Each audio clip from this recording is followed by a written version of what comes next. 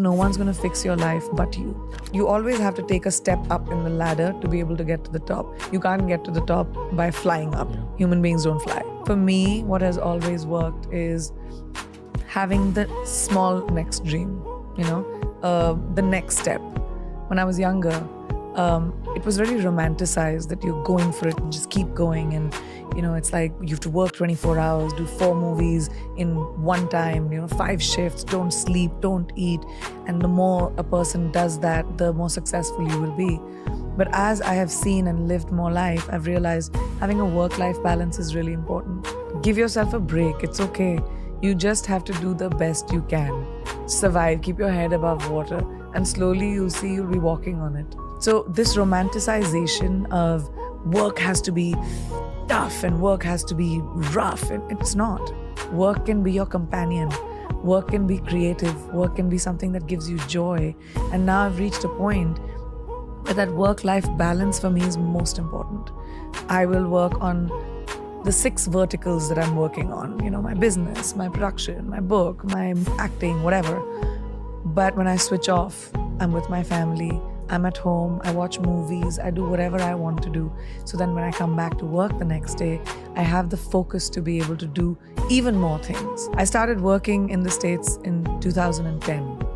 And in 2020, after 10 years of working in the industry, I started with music and then pivoted into acting in America. So started in 2010 for context. In 2020, I got my first leading role. How long did it take me? 10 years.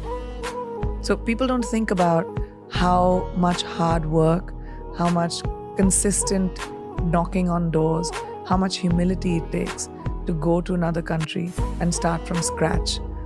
But it required me to strip every single thing that I knew in India and the laurels that I had achieved in India, the awards that I had won, the movies that I had done, the box office successes that I had seen. It required me to walk into rooms with extreme humility and introduce myself to people, to take my show reel and say, this is the work I have done. I would love to work with you. You have to go, you have to pound the pavement, you have to walk in, you have to be rejected, you have to audition, and you have to work around the culture of a new country. And that was so hard. I had to swallow the humility pill, and I was willing to do that hard work. And then, 10 years later, I finally got my leading role in a movie. The tears that it took when you move to a new country with no friends, no family, working with people that don't know you and don't know what you are able to achieve. When I first started doing Quantico, my co-actors did not understand the hoopla around me. They were like, who is this person? Why are you, the lead of that was the first time I got a lead role in a television series. And they just couldn't understand why. And it required me to just, be humble and say, I'm okay, this is a new environment. It's easy to go fishing from your boat, but when you have to go deep sea diving, it's a completely different thing.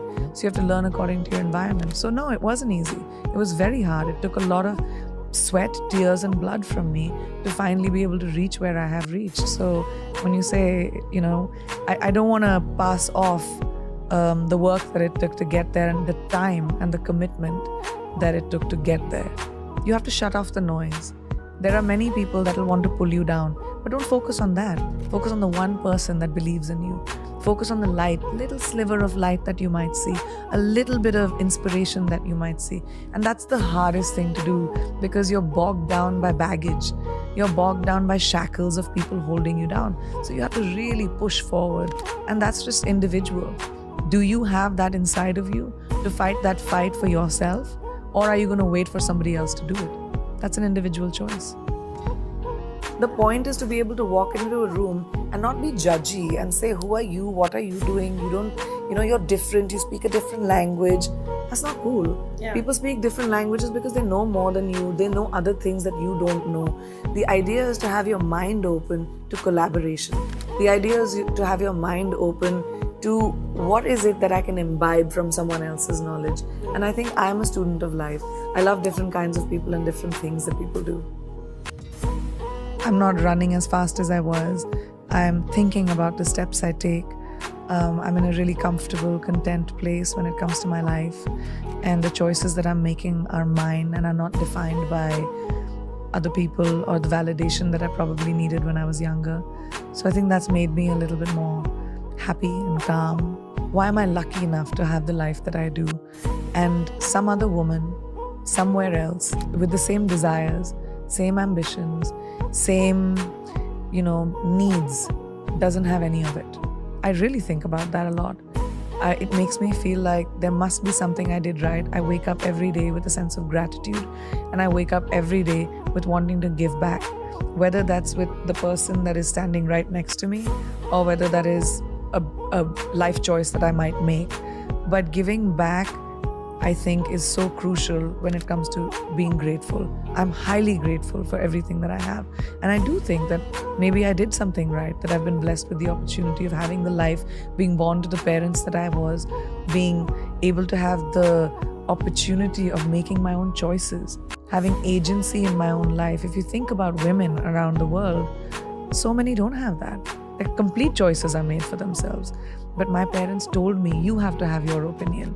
Can be very scary. I mean, this generation of girls is fearless, and there's so many girls that take charge of their own lives, and they say, I'm not going to fit into the cookie cutter mold that probably my mother did or my grandmother had to.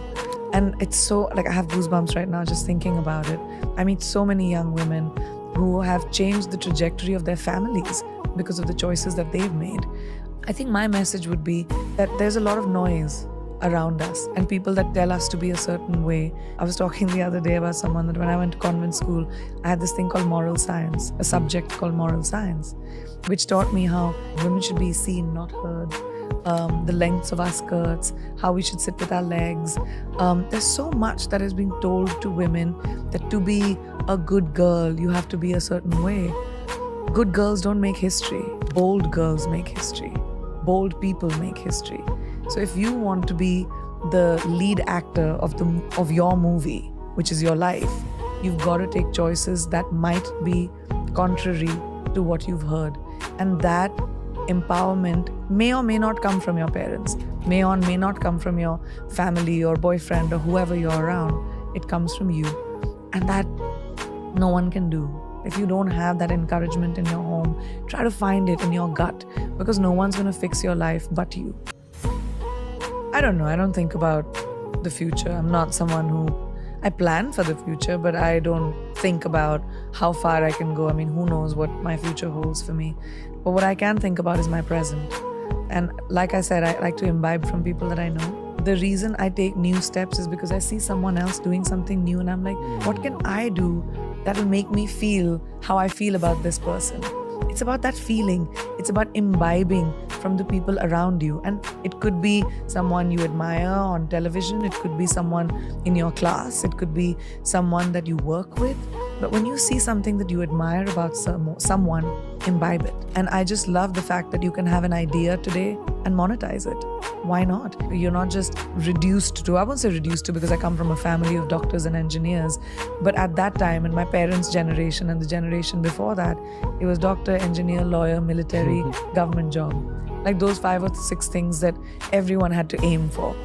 But today, I think my generation of parents are not going to have those boxes for our children, right? You have an idea, let's run with it. I think that innovation is the only way to evolve. And if you're not evolving, you're stagnant, it's boring, bye, you should go to bed. So I think, but for me, that's a little bit of a struggle for me. I juggle a lot of balls, and sometimes I'm just so tired that I don't pay attention to the next thing as much as I would want to. And I check the box sometimes, and it works, and it's okay, because a lot of us do it. We just go to work and do the bare minimum, and I have to remind myself that the bare minimum is not my standard for myself. It always has to be more than the minimum. And you have to remind yourself to take some time. You just have to take some time to whatever you want to do. Go to bed early, have ice cream, just feed your soul. When you feed your soul as a human being, when you're with your family, your friends, you laugh a little, you bring joy, innovation happens. Creativity comes from a place of feeling good with yourself. And I think the most important thing is to feed who you are, and then it just does. What is my best opportunity at 18, at 25, at 35, at 60? Who is it that you want to be? So age ain't nothing but a number. That's a real fact. We put too much equity on age. It just doesn't matter. What matters is what you do about your life in the moment right now. Keep the people around you that are your champions. And maybe this is also something I realize when I'm older, but I tell young people this all the time. Do not hang around with poisonous people. Do not keep people around you that are toxic, that mess with your brain. Keep people around you that are genuinely happy for you. Only people that are genuinely happy for you, and if that's two people, you're a rich person. I think the meaning of life is having purpose. We're born and we'll die. What you do in between that is your legacy. And if your legacy is, walking with sand between your toes and living in a shack and being happy and meditating, sure, it's an individual choice. Success is very subjective. To each person is their own. My success might be completely not attractive to somebody else's success. The equity that we put on, you're the most successful, one of the most successful people on the planet, whatever, great. That's my version of it. But somebody else's version of it could be completely different. But I really believe that what your purpose in life and what you do between birth and death is what counts. So the pursuit of anything else is just futile. The pursuit should be, what am I doing in my life? What do I want to do in my life? Who do I want to be? Who do I want to touch? What do I want to create? Do I want to create? Or maybe I don't want to create. And all of it is fine, as long as you're at peace with the choices you make. So make choices that make you feel peaceful.